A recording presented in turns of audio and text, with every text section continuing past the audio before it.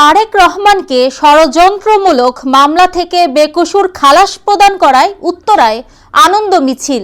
তরিক শিবলি, উত্তরা প্রতিনিধি। রাজধানীর উত্তরা 12-13 মোড় হতে জমজম টাওয়ার হয়ে সিঙ্গারের মোড় ও কদম চত্বর ময়লার মোড় পর্যন্ত এক বিশাল আনন্দ মিছিলের আয়োজন করে যুবদল ও শ্রমিক দল নেতৃবৃন্দ।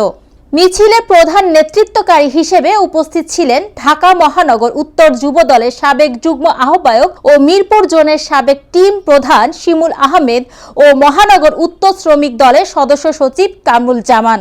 বৃহত্তর উত্তরায় বিভিন্ন থানা ওয়ার্ডের যুবদলের সাবেক ও বর্তমান নেতৃবৃন্দ এবং বিভিন্ন থানা ওয়ার্ডের শ্রমিক দলের নেতৃবৃন্দ এ সময় মিছিলে অংশগ্রহণ করেন। বিএনপির ভারপ্রাপ্ত চেয়ারম্যান তারেক রহমানকে 21শে আগস্ট গ্রেনেড হামলায় মিথ্যা ও ষড়যন্ত্রমূলক মামলায় বেকসুর খালাস প্রদান করায় উত্তরায় তাৎক্ষণিক আনন্দ মিছিল করা হয়।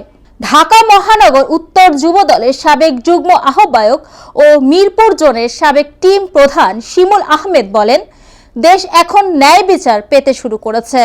বিএনপির ভারপ্রাপ্ত চেয়ারম্যান তারেক রহমান সহ সকল নেতৃবৃন্দ আজ 21শে আগস্ট গ্রেনেড হামলায় মিথ্যা ও ষড়যন্ত্রমূলক মামলায় বেকসুর খালাস পেয়েছেন।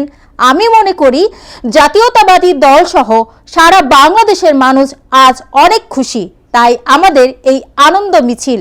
সারা বাংলাদেশ অপেক্ষায় আছে আমাদের প্রিয় নেতা দেশে আগমনের জন্য।